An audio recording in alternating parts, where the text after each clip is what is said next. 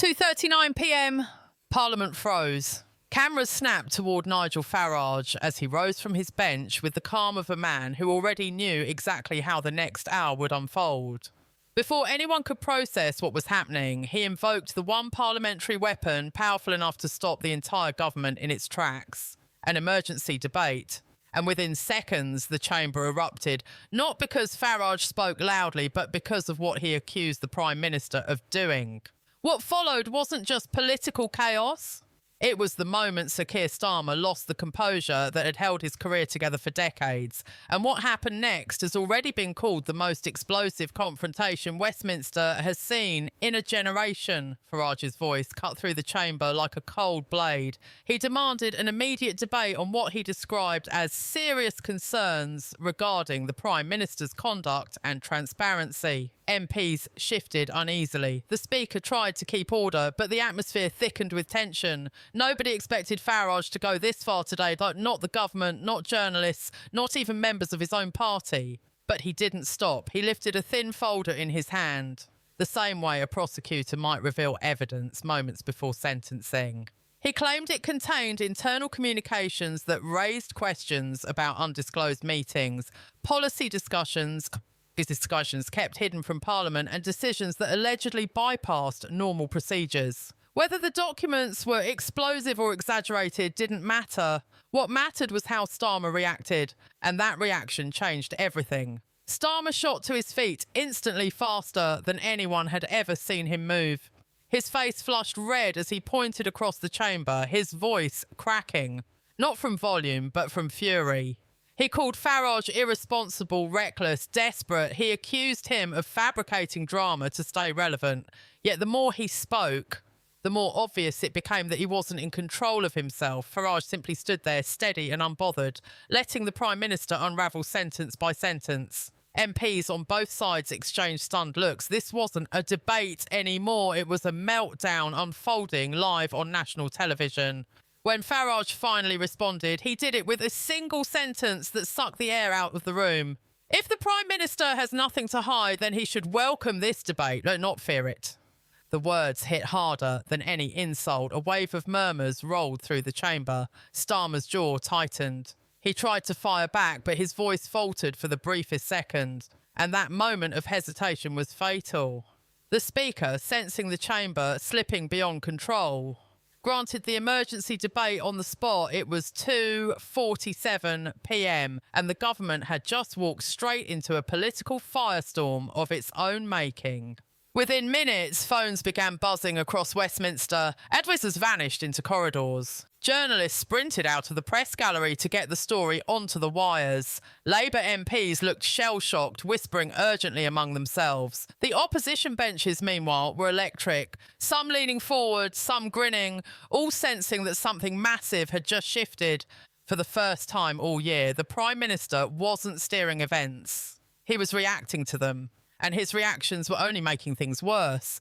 Outside Parliament, the news spread at lightning speed. Social media exploded with clips of Starmer shouting, his voice cracking as he lashed out at Farage. Commentators began dissecting every frame, pointing out every tremble in his hands, every moment where anger overtook strategy. The narrative was forming before Labour even had time to respond, that Farage had set a trap and Starmer had sprinted right into it. Inside number 10, the atmosphere reportedly turned grim. Aides scrambled to draft statements, counter-statements and explanations before the evening broadcasts. But there was no script that could undo what millions had already seen. A Prime Minister losing his temper while his challenger stayed completely composed. And as the debate loomed, MPs whispered something that would have been unthinkable a week ago. That Starmer's grip on power suddenly didn't look as unshakable as it once had. What happened next inside the emergency debate would push the crisis far beyond personal embarrassment. It would unleash a political chain reaction that neither party could control. And that would shape the next 72 hours in ways no one in Parliament was prepared for.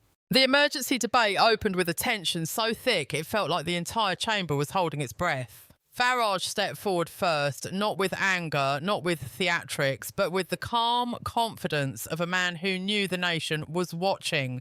He laid out a timeline of decisions, meetings, and unexplained policy shifts, each point delivered with surgical precision. He didn't shout, he didn't accuse wildly. He simply described step by step how the government had allegedly pushed through immigration discussions without proper disclosure, how internal communications hinted at cabinet disagreements, and how certain meetings appeared nowhere in official logs. Every sentence landed like a quiet explosion. Labour MPs avoided eye contact. Even some backbenchers on the government side leaned forward, brows furrowed, trying to understand how the Prime Minister would explain any of this. But the real shock came when Farage paused, lifted a single sheet of paper and said, "This document, this one right here, raises questions no responsible Parliament can ignore." The chamber erupted instantly. Starmer rose again, but this time the surge of anger that fueled him earlier had drained into something heavier, harder to control. His voice quivered, not with rage, but with the weight of knowing every camera in the country had already seen him lose his composure once today. He insisted the claims were exaggerated, taken out of context, misinterpreted. But with every denial, the murmurs across the benches grew louder. MPs exchanged glances that said they weren't entirely convinced. When Starmer slammed his hand on the dispatch box in frustration, the Speaker immediately called for order, but the damage was done. Clips of the moment hit social media within seconds, captioned with phrases like losing control, cracking under pressure, and Farage in command. Even those who didn't support Farage admitted it was a disastrous look for the Prime Minister. A leader who prided himself on calm authority was wobbling in real time. Then something happened that nobody expected. A senior Labour MP, someone known for loyalty and public discipline, stood and asked for clarification from his own Prime Minister. The room fell silent. It was a polite question, framed respectfully, but the meaning was unmistakable. He wanted to know why certain meetings Farage mentioned had never been disclosed to Parliament. That moment sent a chill across the chamber. If government MPs were openly pressing the Prime Minister on transparency, the unity that kept the party standing was cracking. Starmer tried to respond, but his explanation wandered, tangled, slipping into procedural language that only deepened the confusion. MPs shook their heads. The Speaker cleared his throat repeatedly, visibly uncomfortable. And Farage? He simply stood there, arms folded, letting the Prime Minister's struggle speak louder than any argument he could make. Outside Westminster, the reaction spread like wildfire. News channels replayed the footage on a loop. Headlines screamed about a shocking loss of composure and a Prime Minister driven into a corner. Analysts debated each moment, each slip, each angry outburst. Phone-in radio shows were overwhelmed by callers, pensioners, veterans, lifelong Labour voters, all saying the same thing. This is not leadership. Even international outlets began covering the chaos, describing it as a fragile moment for Britain's government. Meanwhile, at universities, cafes and workplaces across the country, people gathered around screens, watching the debate unfold like a political thriller they couldn't look away from. Every new clip added fuel to the fire.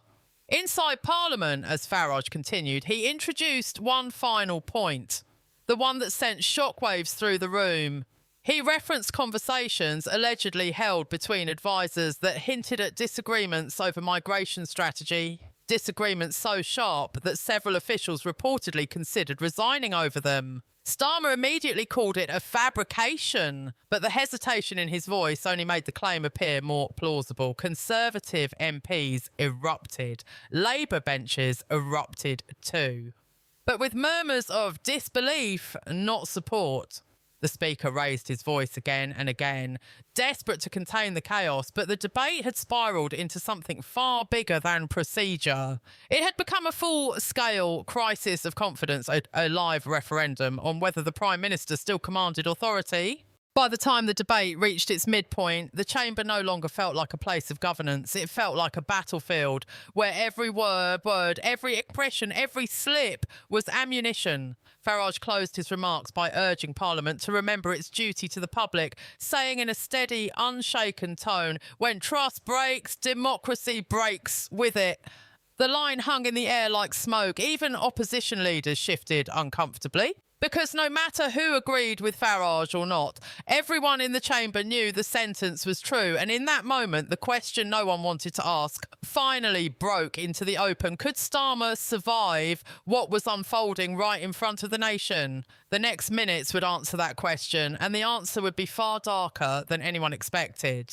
What happened in the final stretch of the emergency debate pushed the situation from political turmoil into full-scale crisis. As the chamber settled, or tried to, Starmer attempted one last effort to regain control. He straightened his papers, gripped the edge of the dispatch box, and spoke with a determined but shaky conviction. He insisted that every decision his government made was guided by responsibility, transparency, and national interest. He claimed the accusations were distortions designed to inflame public fear, but the problem wasn't his words. It was the way he delivered them. His voice wavered, his pacing faltered, and every time he tried to emphasise strength, the strain in his expression betrayed him. MPs who once applauded his speeches now watched in tense silence. Some leaned back with folded arms, others scribbled rapid notes. A few simply stared down at their shoes. It was the kind of silence that said everything without a single word being spoken. Then, halfway through his defence, something happened that sealed the narrative. For millions watching at home, Starmer stumbled verbally, a small slip, a momentary stutter. But in the high-pressure atmosphere of the debate, it was catastrophic. Laughter erupted from the opposition benches. The speaker slammed his gavel, calling for order, but the damage was irreversible. Clips of the stumble, it hit social media, instantly chopped into 10-second loops, edited with captions mocking his leadership. Within minutes, hashtags surged again. One political analyst tweeted, "This isn't a debate anymore. This is a slow-motion collapse of authority." The Prime Minister's anger flared for a moment, visible in the clench of his jaw and the tightening of his grip on the dispatch box. And that single flash of frustration became the screenshot shared across every platform, the image of a leader cracking under the weight of pressure. Seeing this, Farage rose once more, and for the first time that afternoon, his tone shifted.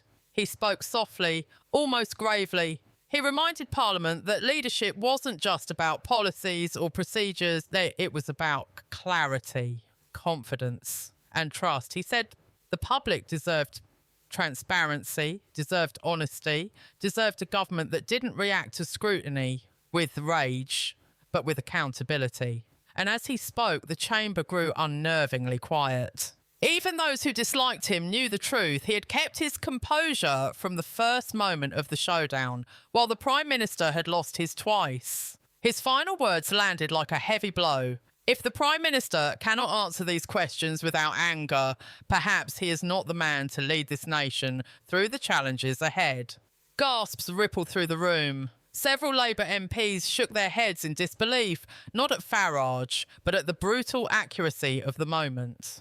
When the Speaker adjourned the debate, Parliament erupted into chaos. MPs rushed into corridors, advisers sprinted between offices, journalists hounded anyone who would speak to them. The building buzzed with panic and speculation. Some Labour MPs reportedly questioned whether the Prime Minister could remain in post. Others demanded an emergency meeting to address the fallout. Senior officials whispered in corners, exchanging worried glances. Inside number 10, phones were ringing non-stop as the communications team scrambled to craft a narrative strong enough to counter the day's avalanche of images and headlines. But every attempt fell flat. The country had already seen too much. They had watched their Prime Minister lose his temper, lose the chamber, and lose the momentum, all in a single afternoon. Outside Westminster, thousands gathered spontaneously in city centres. In London, Manchester, Birmingham and Newcastle, people waved flags, held up signs and chanted for change. These weren't organised political groups. These were teachers, lorry drivers, shopkeepers, retirees, ordinary people who felt something had snapped. Some held handwritten signs saying, "We deserve answers," while others carried posters calling for accountability. The crowds grew larger as evening approached, fueled by live coverage from every major news outlet. Even those who didn't follow politics closely sensed the gravity of the moment. Britain felt like it was standing on a fault line waiting for the next tremor. International reactions were just as brutal. Foreign newspapers ran headlines about instability at the heart of British leadership. Commentators questioned whether the government could survive the week. Allies expressed concern, which in diplomatic language meant alarm. Investors watched nervously as markets wavered. The pound dipped twice throughout the evening. Analysts described the situation as uncertain, volatile, politically fragile. And the more global pressure built, the more isolated Starmer seemed. A leader struggling to maintain control, while the world watched his political foundation crumble beneath him.